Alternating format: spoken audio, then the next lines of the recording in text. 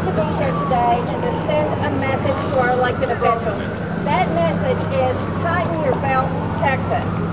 You know, we didn't bus in folks, and our supporters aren't using tax dollars to lobby for more taxes and more spending. When we stand here at the Texas Capitol today, as we are, thousands of citizens are also at the U.S. Capitol. And they're there to say that we can't continue spending our way out of debt. While Congress is fighting funding over just how much to spend on 1/5 of the federal budget for the next 6 months, we are here changing the course of history. You know, our gathering here at the U.S. Capitol is a sign that the election did in fact change the debate, both in Washington and here in Austin. It changed the debate from how much we're going to spend to how much spending we're going to cut.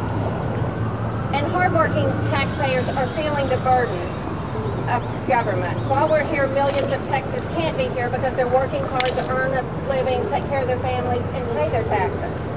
We're here to send a very simple message. Cut spending, don't raid the rainy day fund, and yes, even education can be cut. Especially so long as we have one non-teacher for every teacher. We spend only 48 cents out of each education dollar on instruction. And as long as 214 superintendents are making more than the governor of the great state of Texas is making. And while every spending cut has a constituency, current and future taxpayers are counting on Texas living within its means just like Texas families do. In Texas, we won't kick that can down the road like lawmakers have in Washington, D.C. Cutting spending now will help assure our children that they have the opportunity to prosper and enjoy the American dream. We must tighten our belt now and pass a conservative state budget. Texans are counting on it. Now, I'm here today with a number of other organization representatives, and we're going to introduce ourselves as we come up and speak. I will turn it over now to Arlene Wolgamuth with the Texas Public Policy Foundation.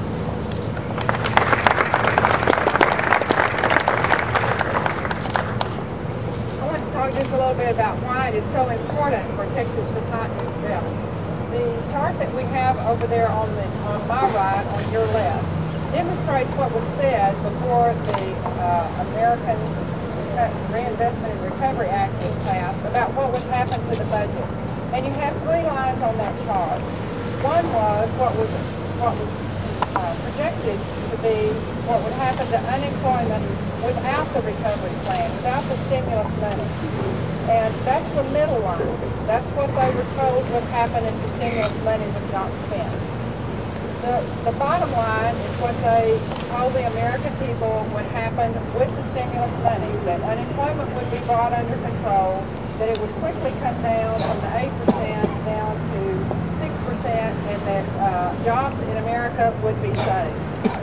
The red line on top shows you what actually happened with the spending of government money, because government money takes money out of the private sector. And that's what we are trying to keep from happening in Texas. That's why we think it is important to send a message to the legislatures that the House did the right thing in keeping the budget within the available revenue, and it needs to be such at the end of the day, and not take money out of taxpayers' pockets. Because what happens to the economy when taxpayers have their own money to spend is the economy grows. This has been the slowest recovery from an economic recession, and that's why it's called the Great Recession. And we believe that it is because the government spent the money instead of leaving it in the pockets of taxpayers to spend on the free market.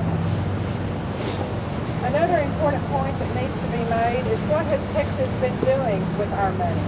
And you can see that from 1990, we have continued to grow our budget. The red line shows you what the spending would be, accounting for the population and inflation growth.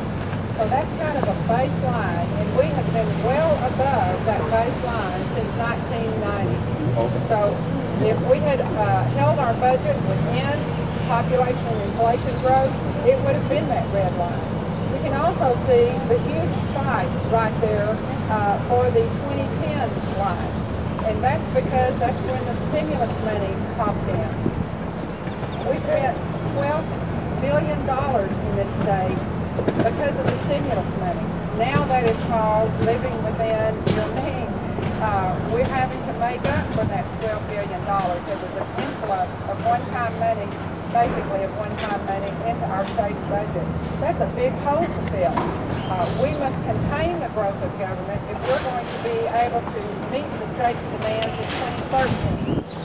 There is no question that states with low taxes and low regulation have outperformed those with high taxes and high regulation. In the last 10 years, well, in the 10 years from from 1997 to 2006, those average states that spent less had a growth of 37%. Those who spent more, who were the bottom of the chart or the highest in spending, they actually grew their economy only 21%. So it does make a difference. In Texas, that's what has allowed us to create 1/5 of the nation's jobs. So I'll turn it over now to our Director of our Center for Fiscal Policy, Talmy Teflon. Thanks, Arlene. Glad to be with you this morning. Nice, great, sunshiny day after a productive weekend by the House. As you know, the House over the weekend passed House Bill 1, which actually they did yeoman's work. It's not a perfect bill, but it's a bill that stays within available revenue. It doesn't raise taxes. It took no money out of the rainy day fund. So we need to applaud them for that. Even with the work that they did, there were identified cuts that were still left on the table. And as you know, the Senate's talking about looking for more money. What they need to do is turn their attention to those identified cuts that the House didn't get around to making and make those cuts rather than looking for more revenue. The last thing we need is a tax increase or fee increase, whatever you want to call it. Generating more revenue takes money out of the private sector, and every time you take $1 out there, it's $1 less that can be used to create a job. That's what we need, is getting back on track for more jobs created. And so we need to impress on the Senate, not to look for more revenue, but to look for more cuts so that people have a vibrant economy. The other thing that we need to compel them to do is not use the rainy day fund for ongoing expenses. We have a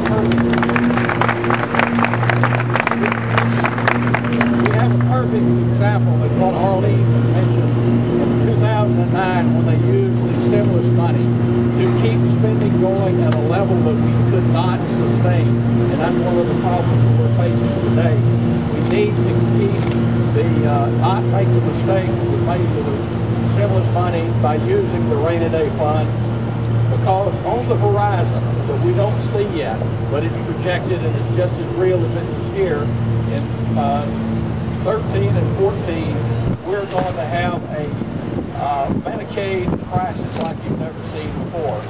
If they continue to enroll at the rate they're enrolling now, we're going to have probably a $10 to $14 billion hole that we'll have to fill. The rainy day fund won't fill it, but it will help. It'll go a long way. So let's compel the Senate to not spend the rainy day fund, not look for more revenue, but look for more cuts.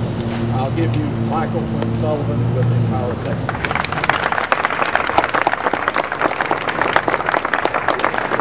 Thanks, I'm Michael Sullivan. I'm with Empower Texans and Texans for Fiscal Responsibility. Talmy Teflon's absolutely right.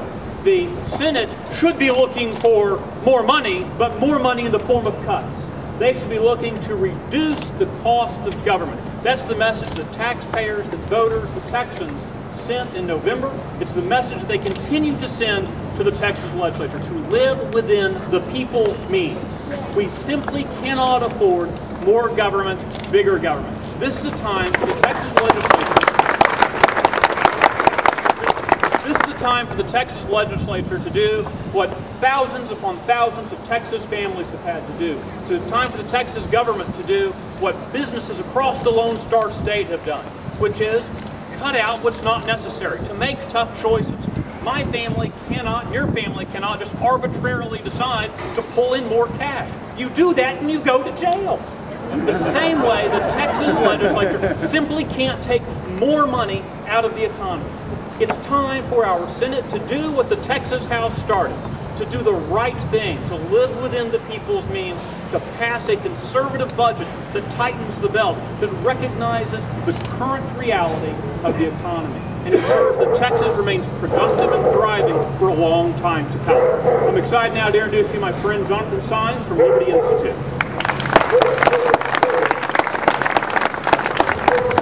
Good morning, my name is Jonathan Sines and I'm here representing Liberty Institute. For over 30 years, our organization's been involved in supporting smart fiscal policy in the state of Texas. And we're continuing that today by giving our support to House Bill 1 and commending the Texas House for the hard work that they did over the weekend.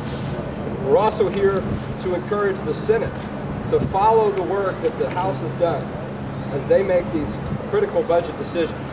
We're happy to see that the House was able to make decisions regarding cutting spending and also not raising any new taxes. And the main thing that we want to express is to let the rest of the country know that Texas knows how to make smart decisions.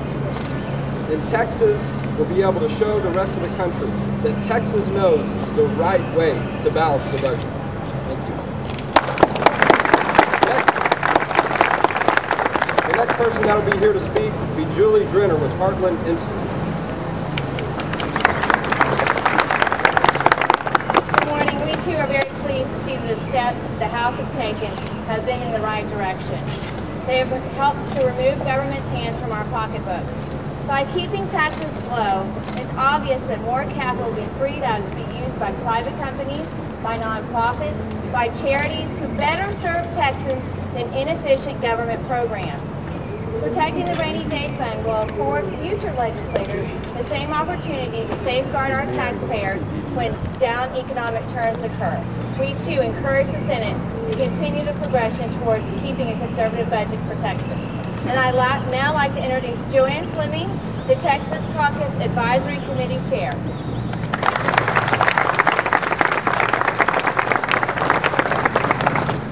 Texas has a spending problem.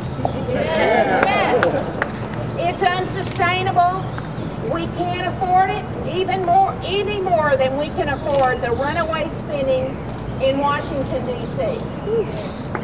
The Tea Party Caucus Advisory Committee's message to the House was, get state government back inside a constitutional-sized box so that state government directs its priority spending toward those things that the Constitution gives it the authority to do.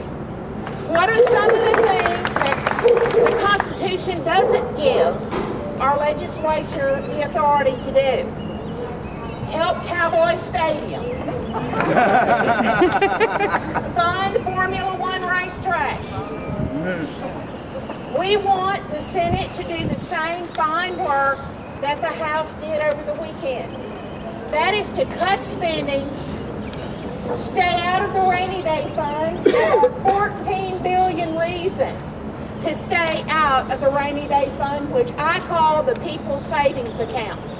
And that is the increased cost projected for Medicaid in the 2014-2015 biennium. I haven't heard one official that says, let's raise that fund, come up with a source of funding for Medicaid in the next biennium. They need to stay out of the People's Savings Account. We're also asking them to protect the classroom teacher and the appropriate instructional materials for the school kids. We're asking them to redirect the savings from those non-essential items